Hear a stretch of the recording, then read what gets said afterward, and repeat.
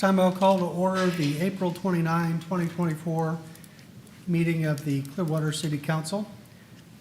At this time, I'd ask for those in attendance to rise for the invocation to be given tonight by Father Bob Swift from St. Francis of Assisi.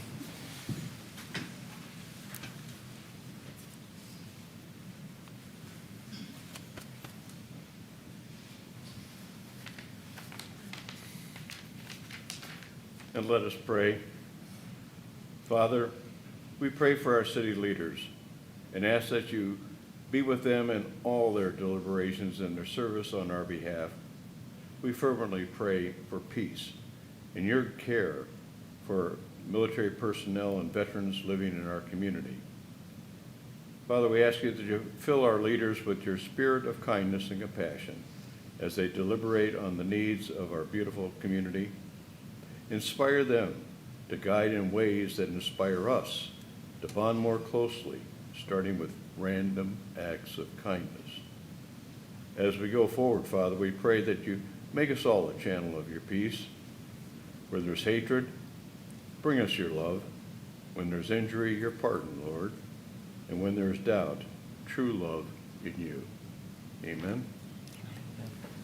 Thank you, Father Swift. This time, please join me in the Pledge of Allegiance.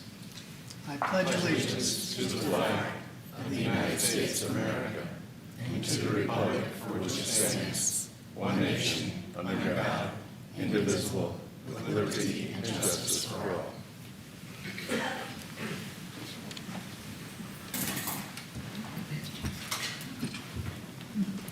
This time, I'd like to introduce the dais tonight. To my right is our city manager, Jennifer Poirier. Good evening. To my immediate right, Councilmember Lena Teixeira. Good evening. To my far left, our city attorney, David Margolis. Good evening. To his right, our city councilman, Mike Menino. Good evening. And to my left, our vice mayor, David Albritton. Good evening. This time we'll move to item 4 on the agenda, approval of minutes. Are there any amendments or corrections to the minutes? Seeing none, is there a motion to approve? Motion to approve agenda item 4.1. Second. All those in favor? Aye. Opposed? Unanimous. This time we'll move to item 5.1 on the agenda. Approve a professional services agreement and work order from Cumbie and Fair Inc. of Clearwater, Florida for Osceola Corridor improvements in the amount of $2,018,893 pursuant to request for qualifications 55-23 and authorize the appropriate officials to execute same. Thank you. Good evening, Mayor and Council. Tara Kivett, City Engineer. We're excited to bring forward to you for approval the Osceola Improvement Project Design Work Order. This design is scheduled to run through about fall of 25, with construction starting in early 26. This project includes complete replacement of all underground infrastructure, along with some enhanced streetscape design to align with the new Coachman Park, Baycare Sound, as well as the proposed upcoming bluff developments. As summarized in the agenda item, the design fees were negotiated using an FDOT methodology. We were able to reduce the initial fees by about 5% or $100,000 compared to what you see today. The city will coordinate the project with the proposed and existing developments to ensure a cohesive streetscape design as well as minimizing impacts during construction. The construction budget was also estimated using an FDOT tool that uses over 25 years of competitively bid prices for roadway projects from the FDOT database. The construction estimate will be fine-tuned as the design moves forward and we get a better idea of quantities. So any questions?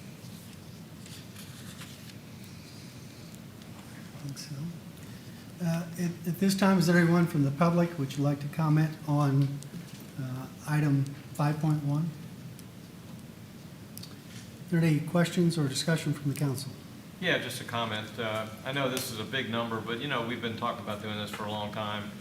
And Osceola is a very important street for us, especially with all the development that's happening. So It's good. It's a needed thing that we're doing to replace the infrastructure and get ready with the projects that we've got on board now and hopefully many more to come. So, thank you.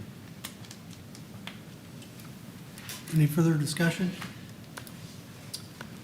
Is there a motion to approve? Move to approve agenda item 5.1. Second. All those in favor? Aye. Opposed? Unanimous. Thank you. Move to item 5.2 on the agenda. Authorize a purchase order to 10-8 Fire Equipment, Inc. of Bradenton, Florida, for the purchase of new heavy-duty Pierce pumper in the amount of $1,152,524 pursuant to Clearwater Code of Ordinances Sections 2.563, paren 1, paren C, piggyback, and 2.563, paren 1, paren D, non-competitive purchase impractical. Declare G2611 surplus effective upon receipt of the purchased vehicle and authorize disposal at auction or trade-in pursuant to Clearwater Code of Ordinances Section 2.63, paren 6, and paren 7, whichever is deemed to be in the city's best interest, and authorize the appropriate officials to execute same.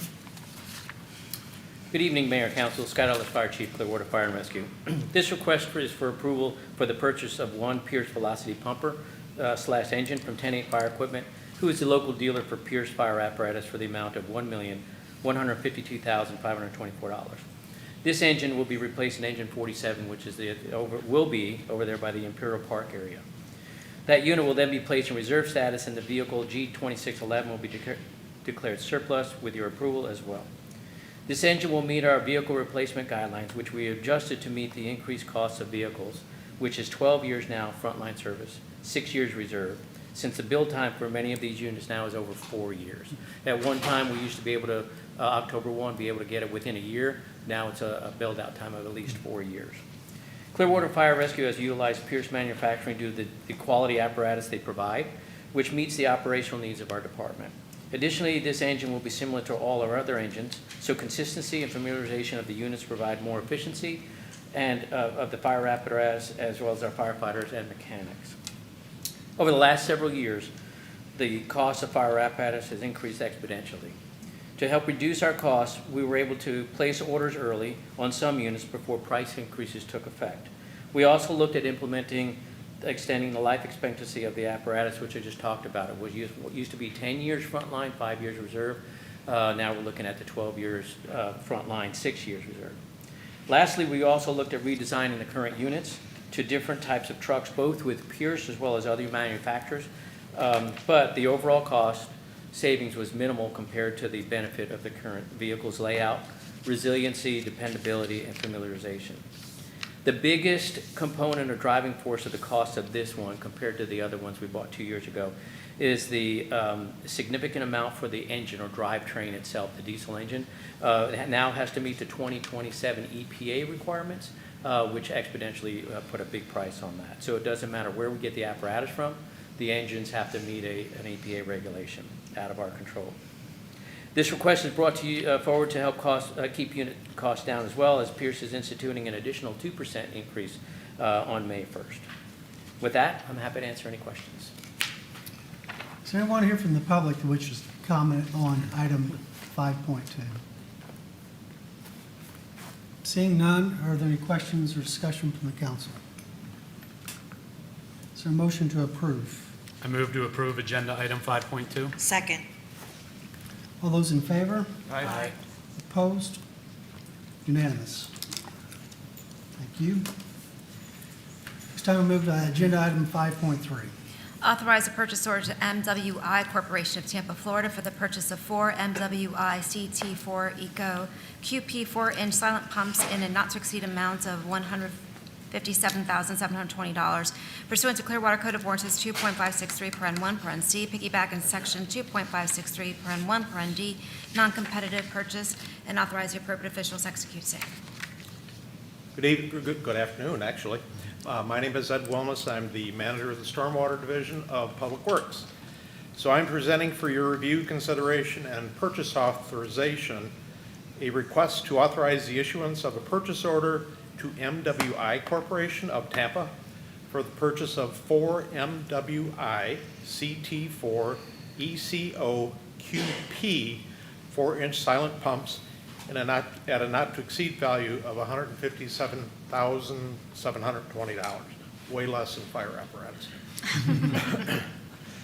The request presented today for your review and consideration is for the purchase of 4 diesel-powered portable pumps, intake and discharge hoses, and related appurtenances to replace the 4 existing rental pumps that are currently deployed and strategically placed on North Beach to provide for the more rapid removal of stormwater from the North Beach stormwater conveyance system when that system is overloaded and surcharged. Excuse me, the existing 4 rental pumps were procured and authorized by council following the receipt of competitive bids and were placed by the vendor along Bay Esplanade at the intersections of Bruce, Carluel, Laurel, and Gardenia Streets.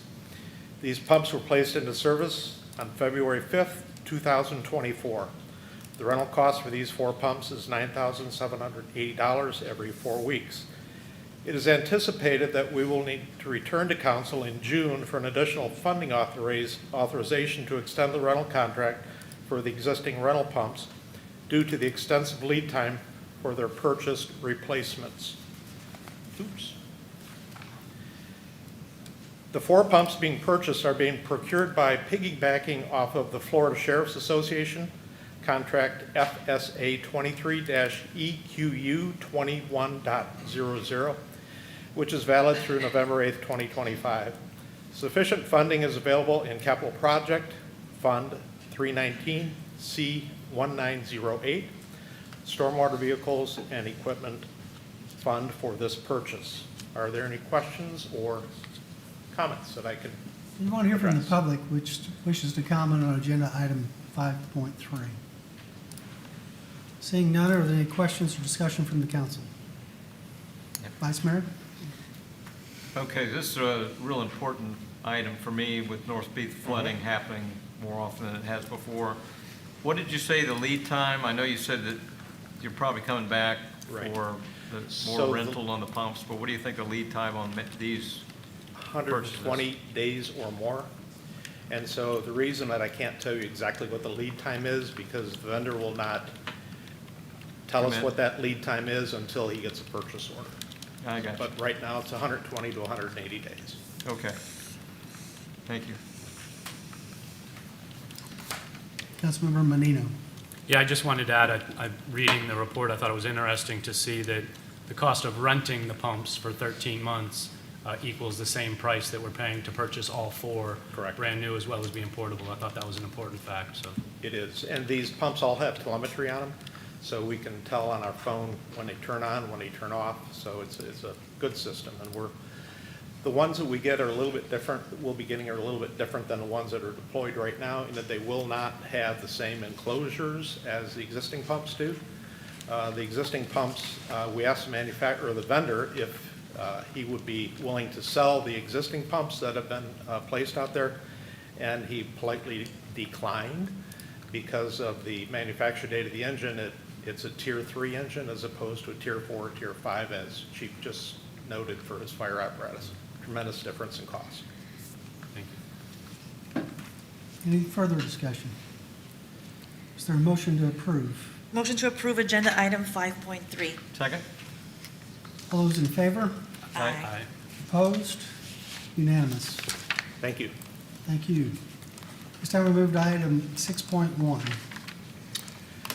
Mayor, item 6.1 begins our second readings, which I'll read by title, starting with 6.1, which is ordinance number 9733-24, an ordinance of the City of Clearwater, Florida, annexing certain real property located on the south side of Grove Circle Court, approximately 210 feet west of North Highland Avenue, whose post office address is 1485 Grove Circle Court, Clearwater, Florida, 33755, into the corporate limits of the city, and redefining the boundary lines of the city to include said addition, providing an effective date. Is there anyone here from the public who wishes to speak regarding item 6.1 on the agenda? Seeing none, is there any council discussion? Motion to approve agenda item 6.1? Second? All those in favor? Aye. Opposed? Unanimous. Move to agenda item 6.2.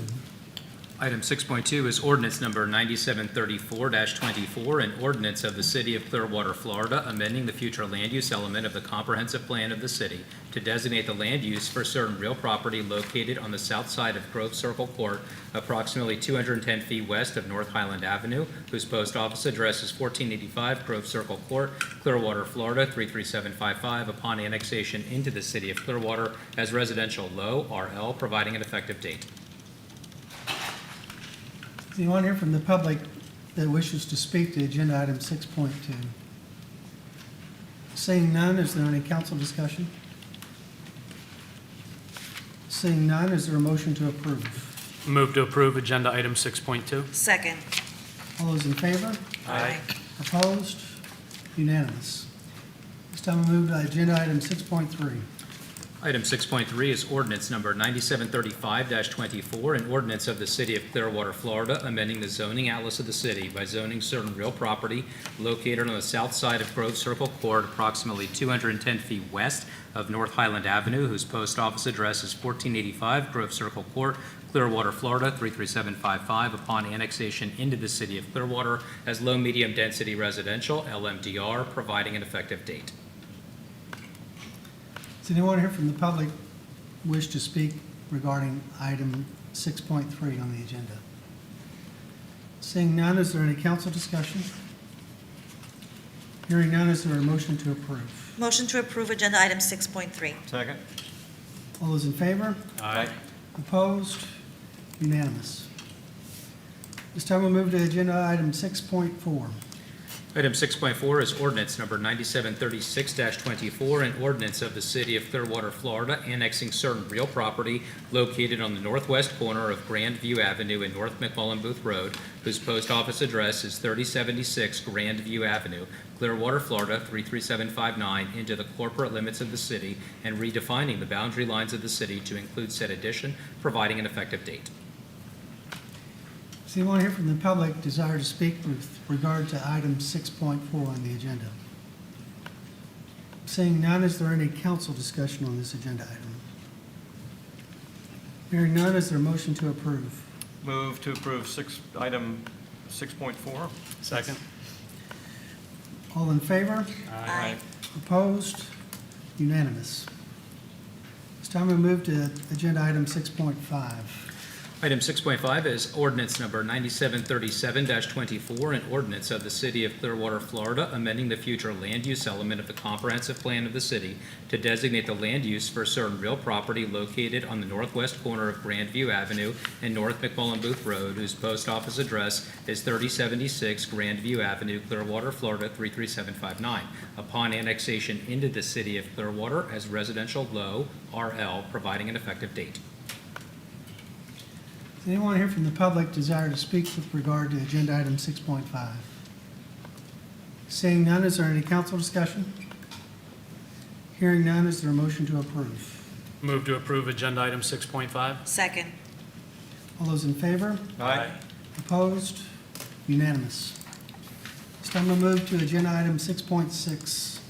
Item 6.6 is ordinance number 9738-24, an ordinance of the City of Clearwater, Florida, amending the zoning atlas of the city by zoning certain real property located on the northwest corner of Grandview Avenue and North McMullen Booth Road, whose post office address is 3076 Grandview Avenue, Clearwater, Florida, 33759, upon annexation into the City of Clearwater as low-medium density residential, LMDR, providing an effective date. Does anyone here from the public wish to speak with regard to item 6.6 on the agenda? Seeing none, is there any council discussion?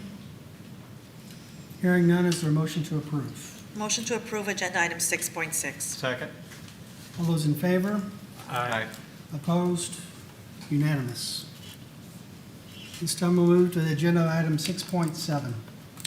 Item 6.7 is ordinance number 9750-24, an ordinance of the City of Clearwater, Florida, annexing certain real property located on the north side of Lime Street, approximately 500 feet east of South Hillcrest Avenue, whose post office address is 1410 Lime Street, Clearwater, Florida, 33756, together with certain abutting right-of-way of Lime Street into the corporate limits of the city and redefining the boundary lines of the city to include said addition, providing an effective date.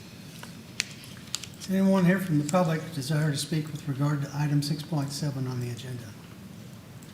Seeing none, is there any council discussion? Hearing none, is there a motion to approve? Move to approve agenda item 6.7. Second. All in favor? Aye. Opposed? Unanimous. It's time to move to item 6.8 on the agenda. Item 6.8 is ordinance number 9751-24, an ordinance of the City of Clearwater, Florida, amending the future land use element of the comprehensive plan of the city to designate the land use for certain real property located on the north side of Lime Street, approximately 500 feet east of South Hillcrest Avenue, whose post office address is 1410 Lime Street, Clearwater, Florida, 33756, upon annexation into the City of Clearwater as residential low RL, providing an effective date. Does anyone here from the public desire to speak with regard to item 6.8 on the agenda? Seeing none, is there any council discussion? Hearing none, is there a motion to approve? Move to approve agenda item 6.8. Second. All in favor? Aye. Opposed? Unanimous. This time we'll move to item 6.9 on the agenda. Item 6.9 is ordinance number 9752-24, an ordinance of the City of Clearwater, Florida, amending the zoning atlas of the city by zoning certain real property located on the north side of Lime Street, approximately 500 feet east of South Hillcrest Avenue, whose post office address is 1410 Lime Street, Clearwater, Florida, 33756, upon annexation into the City of Clearwater as low-medium density residential, LMDR, providing an effective date. Does anyone here from the public desire to speak with regard to item 6.9 on the agenda? Seeing none, is there any council discussion? Hearing none, is there a motion to approve? Motion to approve agenda item 6.9. Second. All in favor? Aye. Opposed? Unanimous. This time we'll move to item 7 on the agenda, citizens to be heard regarding items not on the agenda. Members of the public are invited to speak on any item that has not appeared on today's agenda. Please step to the podium and state your name for the public record. You have 3 minutes to speak on a subject that is not on today's agenda. There shall be no dialogue between the person speaking from the podium and the city council until the speaker has completed his or her comments. And we have had a long-standing rule that you fill out a comment card, preferably before you speak, but at least after you speak. So if you would be kind enough to do that tonight for anyone who wants to speak. So our first person. Yeah.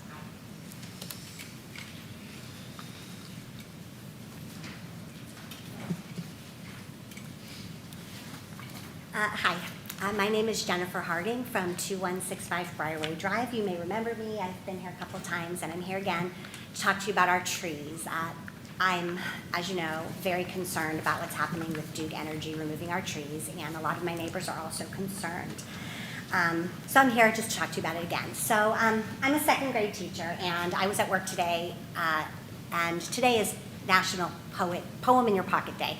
So we've been talking about poetry and rhyme scheme, and to talk about rhymes, I decided to read my students a story, The Lorax. And you may be familiar with the story, but if you aren't, it's about a person who is very greedy and decides to cut down a whole bunch of trees. And there's another character, the Lorax, that wants to stop him, but he doesn't listen to the Lorax. And so before you know it, all the trees are gone. And at the end of the story, there's a line, and as I was reading it to my students, it really resonated with me, and it made me think about you. And the line says, unless someone like you cares a whole awful lot, nothing is going to get better. It's not. So when I read that line, it made me think about you and how important all of you are to our city and to our community and to our county, and how important all of you are to me in this particular situation. I feel pretty powerless. I've done everything that I could possibly think of to bring attention to this matter. I've sent emails to everyone I could possibly think of to email. I started a petition. I created yard signs and flyers and have handed them out all over the place. But the truth is, I don't really have any power to stop Duke Energy from doing this. I can email and speak and create signs and petitions and try to get people to sign it all I want, but ultimately I can't stop them. But you have some power. And so I'm hoping that, that you'll care enough about the situation to try to come up with a solution for us. Maybe you could pass a law. Maybe you could talk to Duke Energy and tell them that if they keep butchering our trees, that you're not going to renew the contract that you have with them the next time that comes up for approval. Maybe you have some other great idea that I haven't thought of. I know that Commissioner Eggers is having a meeting with Duke Energy this week to talk to them about this situation, and I'm hoping that he'll be able to convince them how important our trees are to our lives and how losing these trees is going to really have an impact on the way that we live our lives.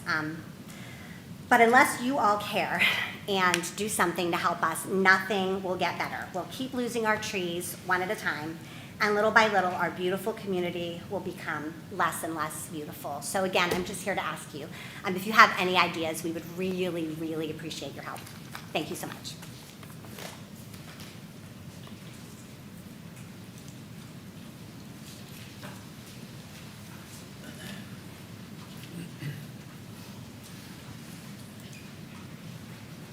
Hello, my name is Brian Harding. One married to that one over there.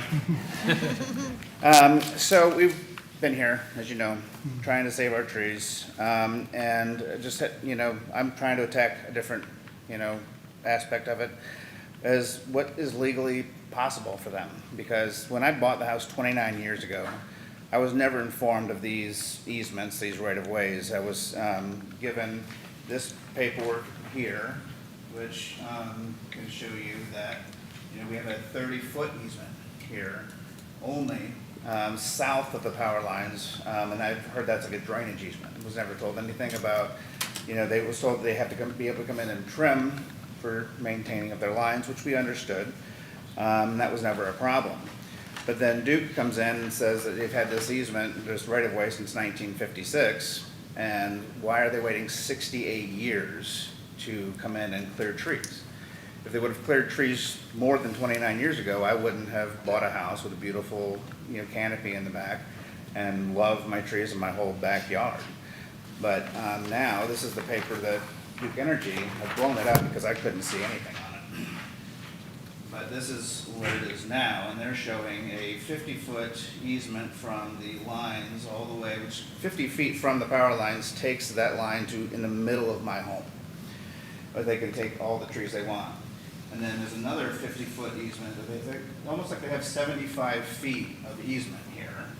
And I just need some help from you guys to can you hook me up with an attorney that can, a property attorney that can explain this stuff to us so we understand what and why we didn't know this when we bought the house. This seems to me where they can just come in and tell us now that they're going to take all of our trees, and they're telling us that we can't even develop our backyard. Our entire backyard, they say you cannot put any structure or a pool or anything, so they're going to wipe out our trees and tell us we can't put any gazebo in or a pool or any kind of way to, shade ourselves from the heat. Not to mention that when they take our trees, our energy bill is going to go up exponentially. I've said these things before. I know you guys have heard me, and I just hope that, maybe you got my card and my information.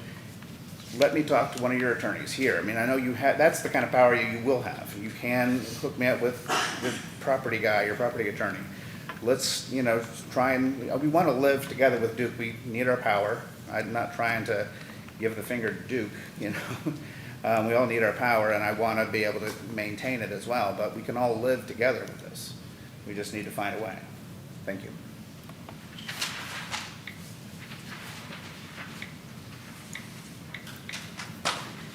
Our next citizen to be heard.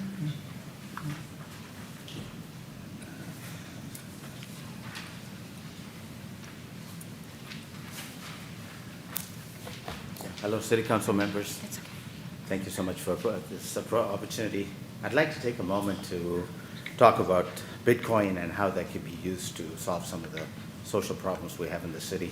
A couple years ago, I was homeless and staying at the Pinellas Hope, which I think most of you people may know. And at the time, I got a job interview with a big Fortune 500 company. So I had the first 2 rounds by phone and Zoom, so I had no problems. Third one, I had to go to Tampa for this interview. I was short of cash, so I felt very, very uncomfortable.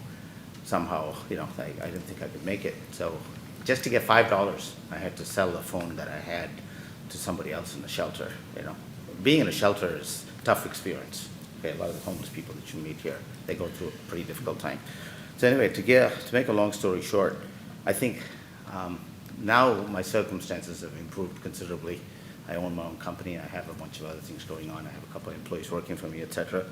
So what I'd like to do is to see if we could possibly take some of the gains that we've seen through Bitcoin, through myself and some of the other partners we have, and see if we could use it for solving the transportation problem that these people are facing.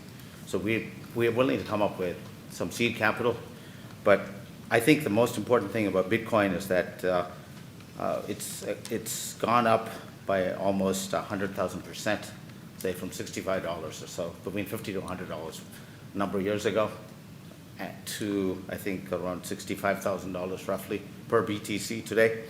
So I think the reason why it's gone up so much is because probably 2 factors. One is the approval of the Bitcoin ETFs, which you folks are familiar with, I think. And also, most recently, we had last week the halving event for Bitcoin. So Bitcoin is a digital asset that has potential to go up quite a bit. And I'd like to see how we could provide Bitcoin to a lot of the homeless folks that I know from the community. And I'd like to see if there's a possibility of getting a meeting with both somebody on the, on the city council as well as possibly PSTA to see if we could bring this technology, roll out this technology on a pilot program basis. I'm happy to answer any questions. Now, this is not a time for dialogue with the council, but one of the reasons we have, and the previous speakers fill out a comment card is because if we have your contact information after the meeting tonight, I will fill that out.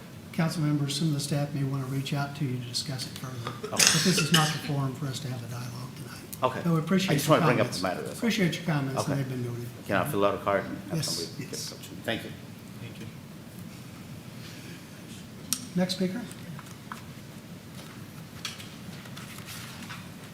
Hello, my name's Jeff Park. I'm the president of the Clearwater Community Sailing Center.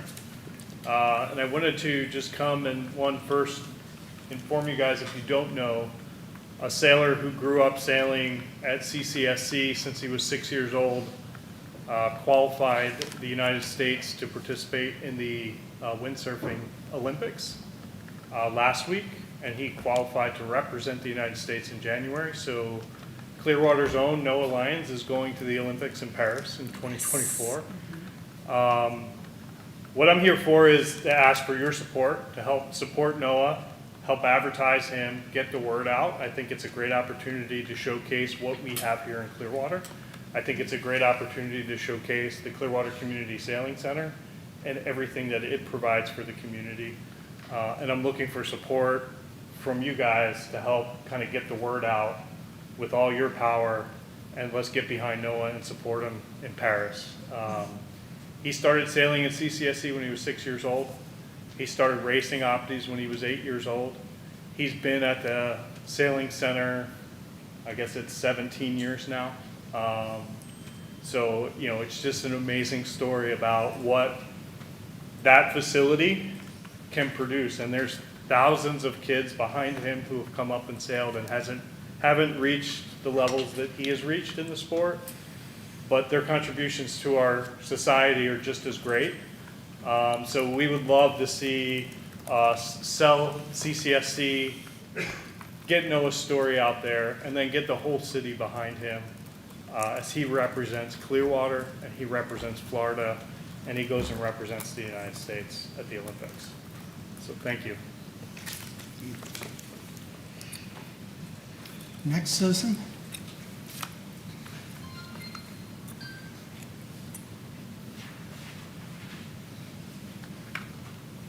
Hi, my name is Michael Taylor. I drove 4 hours from Port St. Lucie just to be here. And, you know, as much as I don't like coming here, driving 4 hours.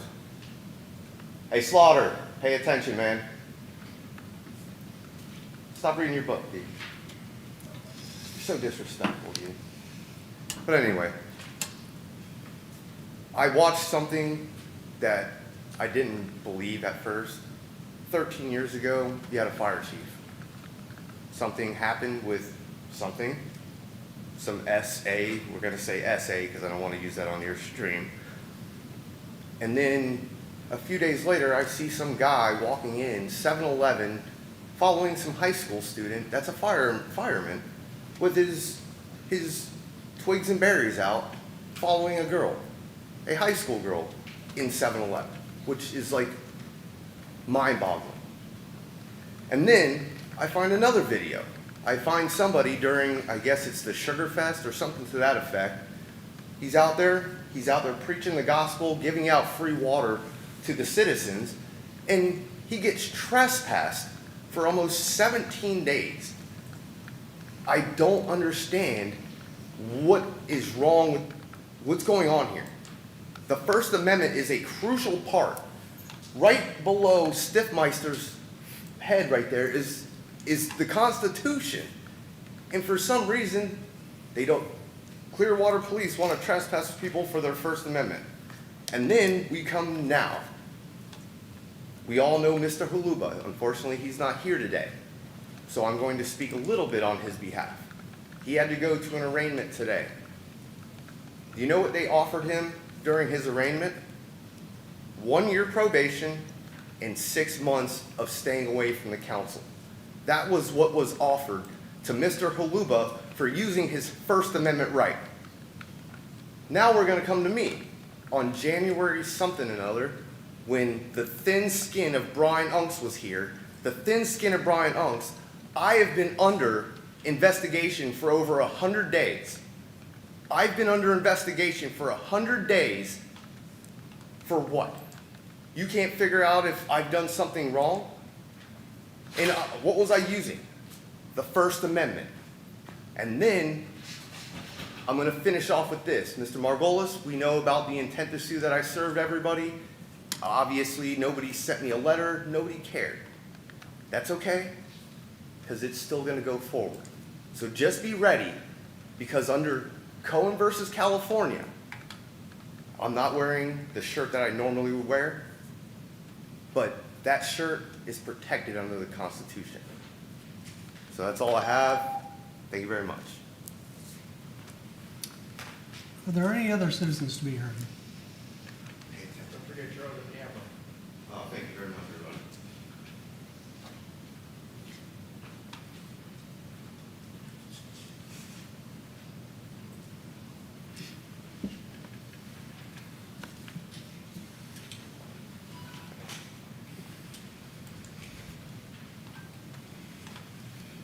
Good evening. Lucas Altick, 1973 Hastings Drive, Clearwater, Florida. Here to speak about trees again. So wanted to take a moment to thank Patricia Kirby for attending the Parks and Recreation Board meeting last week as kind of the sole representative for the trees, and also just generally being a passionate advocate for trees in our community. A couple of interesting points were brought up at the meeting that I wanted to address. There's a suggestion that it's better to remove trees than to trim them and weaken the branches. This is only true if you see no value in a tree until it is cut down. The position completely ignores the entire point that we're here speaking to you guys today, and that we place a high value on the beauty of our tree canopy in Clearwater. There's also a suggestion that Duke reach out to Clearwater residents to reach a compromise. First, I want to say I'm really grateful for the efforts done on our behalf there, reaching out to Duke, and that our local government representatives are listening and trying to help. I will follow that up with the fact that continual trimming is the compromise between complete removal and leaving the trees alone. I'll now spend a couple of minutes to share a few photos of some of the at-danger trees in our community. Some of these have been shown previously. but I wanted to show them again for those who were not in attendance the last time I showed them.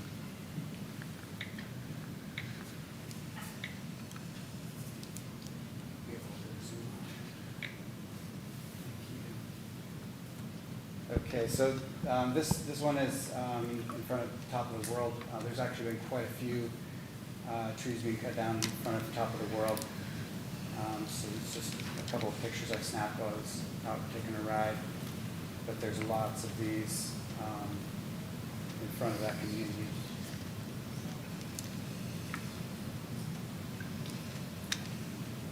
So this is a picture in front of the colonnade. That was a before on Google. This is the after. Again, before, after. There's a couple of other close-ups of some of those trees in front of the colonnade. That's on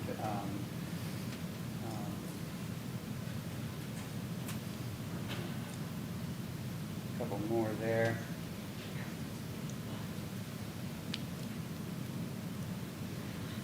The photo that came from the Times article. This is along Betty Lane. Here's some trees. They're actually still standing right now, but they've been marked for removal. Pretty much every tree on Betty Lane is marked.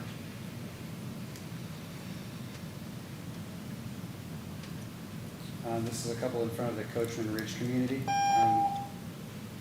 Thank you, sir. Thank you.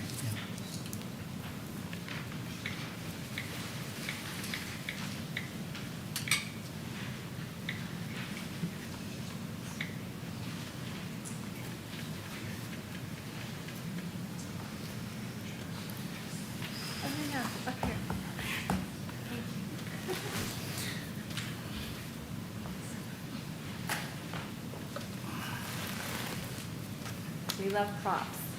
All right, Tricia Kirby, 1111 Spencer Avenue, Clearwater, Florida. Actually, I feel a little better having the grounding energy of these trees next to me. I want to thank you because this was such a positive event. It was one of the best things I've ever seen the City of Clearwater do. I got there really early. I thought 30 minutes ahead of time I would be at the front of the line. Oh no, I was way the heck down Hercules and had to wait in line for, I don't know, it was like an hour. But the joy was that I saw the cars leaving and the big smiles on the people with the windows down and they're waving at us and they got the trees in the back of the car and they were so excited. Kids, families, it was one of the best things I've ever seen. And I think even if I don't have space for a tree next year, we'll see, I still go back to that event. That's how fun it was. So this is a pink Sioux crepe myrtle. I went by size. Small tree, side yard.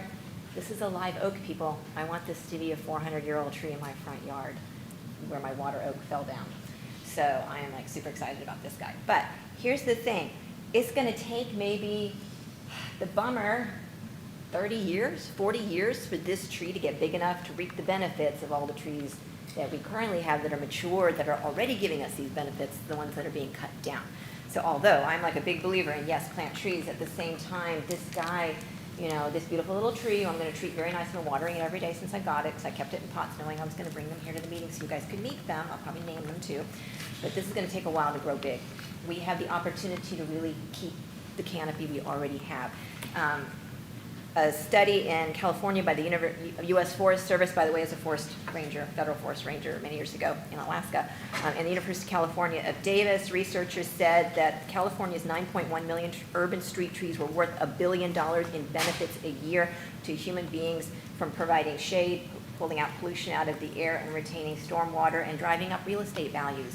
People move here for the trees. They choose their homes for the trees. They buy their property because they love the trees. I know my mom talked about that. She met it was an eye doctor in the backyard of the house that was for sale that she bought, which is now the house that I live in.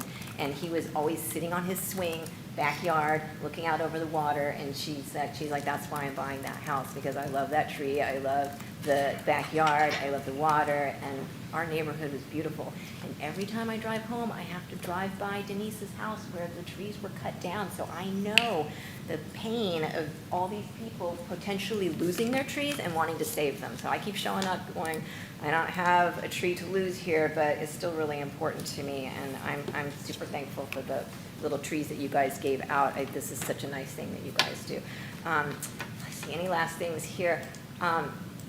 I don't think there's any evidence in the entire county of Pinellas of a tree ever coming down and knocking down one of these high voltage transmission lines, and I'm trying to find out the data on that. So if that's their reason, we know their reason. That's not their reason. The reason is to save money.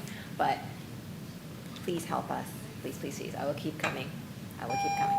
Thanks, you guys. All right. I need help carrying my trees back. And the bags are from Stormwater. You guys are so nice. The sandbags. I didn't get those. I got treated. Thank you. Thank you, thank you. Are there any other citizens to be heard tonight on items not on the agenda? Seeing none, we'll move to item 8.1 on the agenda. North Beach update. Good evening, Mayor, council members, Marcus Williamson, Public Works Director. So we did get some positive feedback from some of the residents that were out there with the weir getting closed in, so that was good to hear some of the appreciation. Our contractor has also has remobilized, so this is the tidal valves that are going in out on Mango. This one's a little bit different because it's an actual box culvert, so it's not round like most of them. So that's why it's got this 3 tidal valve configuration. In there is just the shape had to be a little bit different in order to fit in the box culvert. So this is good. This was the last remaining one up in North Beach that needed to go in. They still need to put the one in down on 5th Street, but that's not in the North Beach. That's down farther by the hotels. So that was a good win.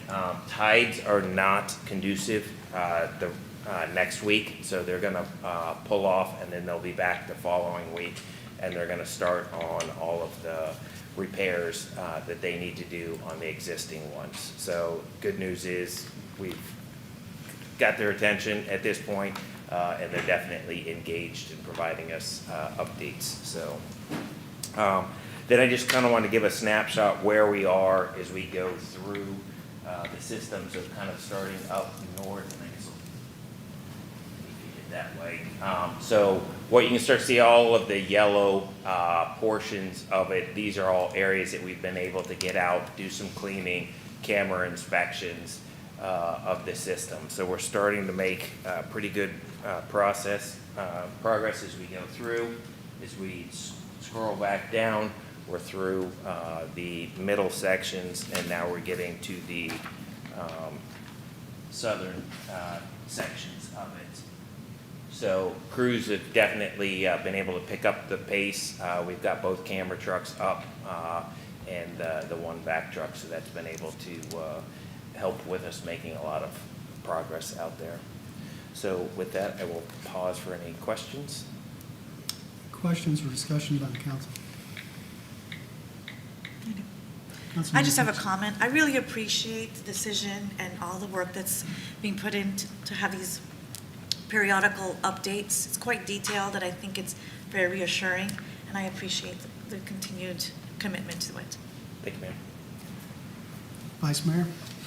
Yeah, and I agree, because there's a lot of people that are concerned out there, and there are a lot of people that, you know, they don't know what the city's doing, and we can't repeat it enough, what we're doing out there for everybody's benefit. And that's a good thing. I get emails all the time from the group out there that's kind of leading, that try to disseminate what's going on, and this is really helpful when you come and talk to us about it on council. I try to let them know that it'll be on TV during our council meeting if they want to tune in. So thank you.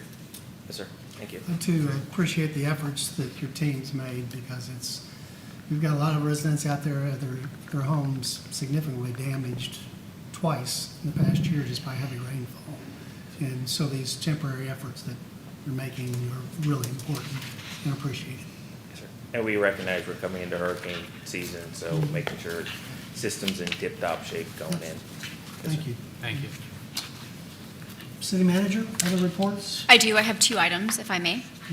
First, I wanted to provide an update on Duke and the tree situation. So, but please don't leave yet. So please know that we hear you, and by we, it's a very large collective we. I know that several members of our council have reached out to Duke and to county commissioners. A lot of our staff have done a lot of internal work. We're working with the legal department and having a lot of conversations where we have multiple departments that are also reaching out to Duke. I myself have reached out to Duke. I have met just last week with the county administrator about that. So we hear you. I don't want you to think that we don't hear you and that we aren't doing anything. I did just today get an update from the government liaison, and he said that Duke is going to continue to pause their program until they have an opportunity to come out here and do a presentation to the council and staff to better explain their program. So that's not a promise that things are going to change, right? But it's just I'm trying to give some deliverables. And so tentatively, they are scheduled to be here on June 3rd. So we will make sure that that is advertised and let you know if anything changes, but that's what we are working on right now. So I wanted to make sure you all knew. We hear you, and we are certainly doing what we can, okay? No problem. Thank you. And then in other good news, we wanted to provide just a very brief presentation on our CRS rating.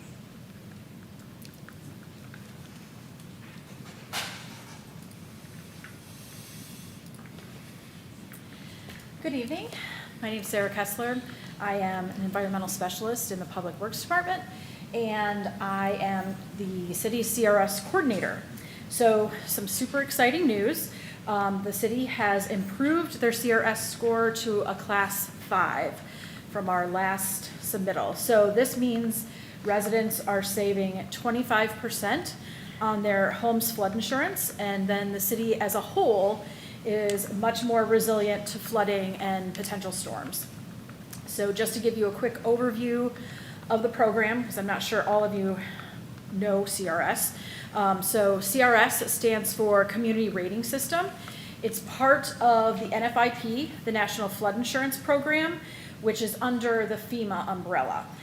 So the NFIP has two purposes: share the risk of flood losses through flood insurance, and to reduce flood damages by restricting floodplain development. So the CRS program rewards communities that go above and beyond the NFIP's basic requirements. So several years ago, we have to remember back then, Planning and Development developed and adopted a much more stringent floodplain ordinance, our flood code, and it added an additional foot of freeboard to all of our buildings that are within the special flood hazard area. That's a foot above what is required by the Florida Building Code. Then we've also adopted Pinellas County's vulnerability assessment, and we regulate to that higher standard than what FEMA has put in their maps. And so those are two huge things that helped us get over the hurdle. In addition to that, our emergency management department works really close with Pinellas County, of course, and so we got almost full credit for that. And our public communications received almost full credit for all that they do, and again, that's coordinating with Pinellas County as well. Certainly takes a village, or a whole city, I guess. And so this effort, it just reflects like the hours and hours a lot of staff has put into this. And so as a city, we should be just thrilled that we met this challenge and moving on. So you may have heard a couple weeks ago, the FEMA administrator was down here visiting Pinellas County because they achieved a class 2. So really hard work, and I just want to say that there's a few differences between us. They have 2 dedicated staff members for their CRS program, and they've used a lot of consultants to help them get over that hurdle. But a class 2 saves their residents 40% on their flood insurance. Right now, Pinellas County is the only community in Florida that is a class 2. It's difficult to achieve because there's so many prerequisites. It's not like we can just keep adding rules into the building code like we can. We have to like do specific categories to do things to be able to achieve those scores. And Pinellas County's been working about 4 years to get that class 2. But knowing that Pinellas County has gotten that class 2, that gives me the confidence to know that we could also achieve that if it is a priority of ours. We've already completed the tasks and programs that are the so-called low-hanging fruit. And I feel like we've even like put the step stool up and like grabbed some of that fruit already. So now it's gonna be, we gotta get the giant ladder that gets up to the roof, I guess. To achieve those improved ratings beyond the class 5, we're gonna need additional resources for education, training, some program development, and perhaps some policy changes. We've already have a CRS working group. We've already met once, and so everybody kind of knows that they are going to be called in to put their best foot forward and see what their departments need to do. And we also have a subgroup now for our stormwater needs, both stormwater maintenance and stormwater engineering. Obviously with floods, that's a big component of that. And residents can also provide some huge support for this. We need resident stakeholders to provide feedback and insight into some of the information presented to the public, and that is part of our program for public information. We coordinate with Pinellas County on that, so we don't have to carry that burden all of ourselves, but we still need to have residents participate in that. So with that, I'm happy to answer any questions if you have anything. Yeah, I just want to say thank you. A handful of us went through a campaign for 8, 9, 10 months, and we heard a lot of concern from our citizens about what we as a city were trying to do to lower our community rating. And a lot of work goes into that and a lot of focus. And I know I can speak for the rest of this board. We greatly appreciate all the work from all our staff that goes into that. And we're behind you 100%, and hopefully we continue. To say that we have the ability to save 25% in flood insurance to some of our homeowners is we should be proud to say that, and that's awesome. Thank you for that. Absolutely. My pleasure.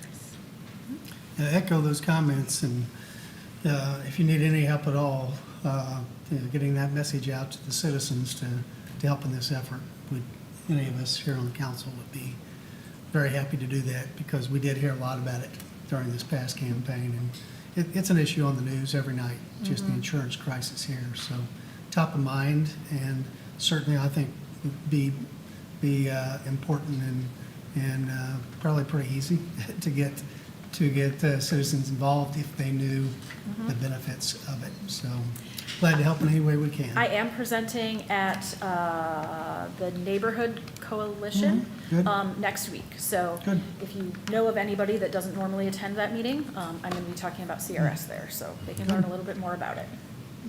Appreciate your efforts. Thank you. Thank you. Thank you.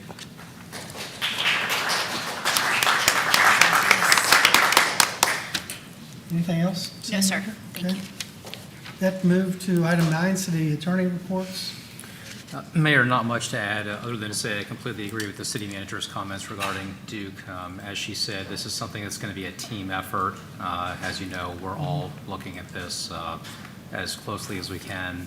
And even though the city attorney's office cannot offer legal advice to private citizens, so please don't refer them to me because I'm not able to do that. As the council knows and as the staff knows, the city attorney's office is here to support each of you and present options as we go forward. That's all. Move to item 10, closing comments by council members. Councilmember Teixeira. So I usually reserve my closing comments to end on a positive note, and I usually focus on the various events held by our staff or organizations or specific people, because I really do want to celebrate great people doing great things in this city. The last 2 weeks has been the same, just packed with so many wonderful things, but I'm going to leave it to the gentleman to my left to go into it, and I'm going to change up a little bit. I do want to focus on great people doing great things in Clearwater. So Clearwater Marine Aquarium released 2 endangered green sea turtles. The first was Chayla, who suffered from a shark attack and was released in good condition. The second was Gypsum, received care for gastrointestinal issues, and even though it was missing its right flipper, it recovered fully. So props to the CMA, their commitment to marine life and conservation. Also, I'm very proud of this because I think we all forget that we live where people fly to vacation. And so according to the Travel and Leisure, Clearwater Beach was named one of the top 15 white beaches in the world. It was also named #1 beach in the South by USA Today, and #1 beach in the US by TripAdvisor. So a lot to celebrate. Very good, thank you. Councilmember Menino. Yeah, I too had a wonderful weekend, and there's so many great events in our city. It's hard to be at them all. I know we all try to be there, but just a couple I want to highlight and acknowledge of several community milestones. And the first one was Ali in our Public Works Department celebrated the 42nd annual Arbor Day tree giving. I was out there for a couple hours. It was absolutely amazing. Staff did a wonderful job. Their energy, the organization, it was just a perfectly executed event. It was a lot of fun to be out there. Just to share some stats with you, over 2,200 trees were given away in that small window to approximately 1,000 Clearwater citizens. There were over 40 employees that participated, and I think it's a testament to our Public Works Department for the energy and the work that they do, so thank you. You deserve all those accolades.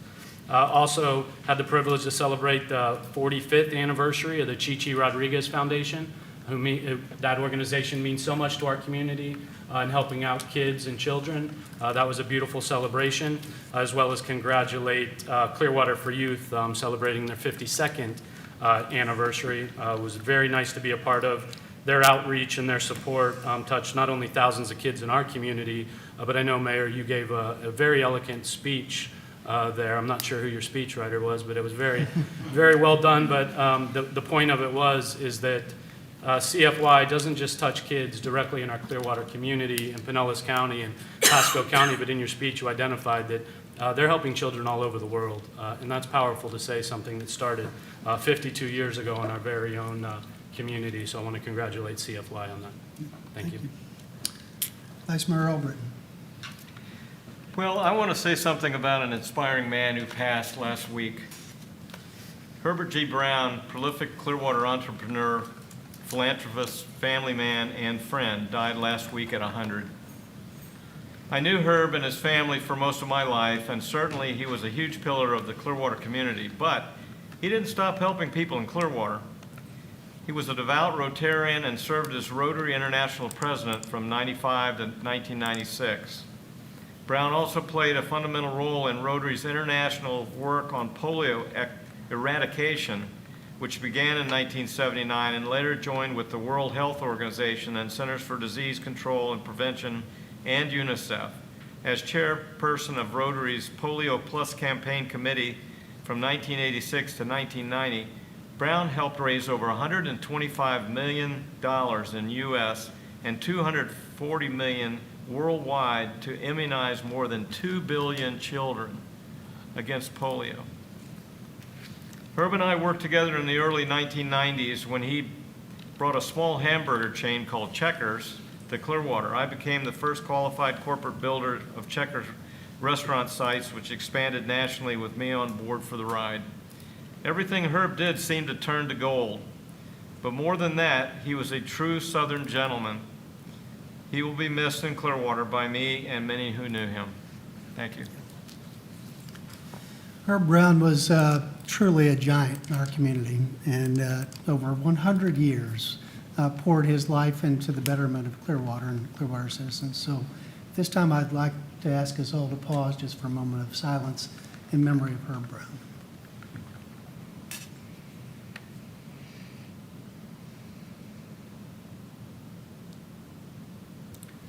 Thank you, Vice Mayor Albritton.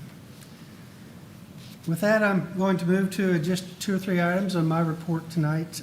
First, I did want to just to extend on with the tree situation with Duke Energy. Appreciate the efforts of the city manager and city attorney and other council members in communicating with Duke. We have been, that hadn't always been clear in the media. I think the residents here tonight know that I've been out there personally looked at the trees, and I think some others have too. and I've spoken many times directly with Duke myself. The city manager has as well. And I know Congresswoman Ana Paulina Luna had multiple conversations with federal authorities and the federal folks with Duke Energy to get them to eventually pause what they're doing in our community. So it really did take a village in this, and we're still working on it today, communicating almost daily with Duke to make sure that they're listening to the concerns of our citizens and at least moving forward in a more measured way and better communicating with our citizens here in Clearwater. So I just wanted to share that as well. The second thing is the presentation we had during Citizens to be Heard tonight on Noah Lyons, who is a young man in our community who has been chosen as Olympian. It's a great honor for him. It's a great honor for our community. And as was pointed out earlier, it says a lot about the services that we provide to the community at the Clearwater Sailing Center. Noah has qualified to represent the United States in the IQ foil windsurfing class at the 2024 Olympic Games in Paris, France. He's a lifelong member of the Sailing Center. During that time, he's exemplified dedication, skill, passion for sailing, making him a true ambassador of our community's sporting spirit. He began his sailing career at the tender age of 6 with the Optimist class and has risen through the ranks of competitive sailing, demonstrating prowess and determination that have seen him compete against the world's best. We certainly want to support Noah as he goes forward on his Olympic journey, and we tried to have him here tonight to honor and recognize him, but on short notice, he wasn't able to make it tonight, but we hope to have Noah here in the future to recognize him. And the point was made, too, that we need to use this as an opportunity to demonstrate to the community and show our community the importance of the Sailing Center. I pointed out in my comments the other night for CFY that there are stories like Noah's, a young man who becomes an Olympian because of his early exposure at the age of 6 to sailing in our community sailing center. But countless other lives have been touched. Kids that didn't go on to become Olympians, but maybe they went on to other professions to make our community better because of the confidence and the skills that their experience in the community sailing center gave to them. So I was at Clearwater Point, where one of the citizens here tonight lives as well. He's one of my neighbors. I was at our pool there 2 or 3 years ago and talked about why a woman was visiting Clearwater, and she says, well, I used to live here, and my daughter went on from the Sailing Center, just took a class there during the summer, ended up getting a college scholarship in the Northeast as a result of her engagement at the Sailing Center or interest in moving forward. So many lives are touched over there, and certainly we want to celebrate Noah, but also use it as an opportunity to communicate to the public the importance of the Sailing Center going forward. And so in addition to the Arbor Day event, which was awesome, it was a joy for me I attended 3 events. I'm going to talk about the other 2 real briefly. I don't want to go on too long tonight. But just to see I've been calling my fellow council members, city manager, city attorney, all of our 1,800 employees, team members, because I really feel like definitely in that moment when I went by to kind of help them greet citizens and pass out the trees, and I know Councilmember Teixeira was there with me, and Councilmember Menino got great congratulations from our team members with our Public Works Department, because they said, Councilmember Menino, he was working a sweat when he was out there. He came by during the busiest time, and they're like, you really shouldn't be doing this. He's like, no. But that, and Council Vice Mayor Albert was with us the other night, and he's in a number of things too. But just the spirit of us all working together alongside one another, that's where our success lies as a city. Just, we're all team members, and we're all trying to make this community better. And to be there in that moment and work with them is really important. And then the other 2 events I went to was the Shred-a-thon and the pill take back, medicine take back at Countryside Mall. I got to work alongside our solid waste folks and our police department and helping with that too. And that was a great team effort, 2 of our departments within the city. All team members there engaging with the community. And then the third piece was the Moccasin Lake Earth Day event. And in that one, it was not just our Parks and Recreation staff and our sustainability department, other departments working together, but it was our engagement with the community. That park is so nice, and if you haven't been out there, I encourage you to go. And it's nice because our team members do a great job of maintaining it, but they have a lot of volunteers out there that help do a lot of work out there too. And these volunteers, our community getting engaged, are just as important as all of us who are working directly for the city to make this city great. I heard somebody say once that cities don't become great because of the leaders. Cities become great because of the community, and the community engaging, and the community caring about all aspects and all areas of the community.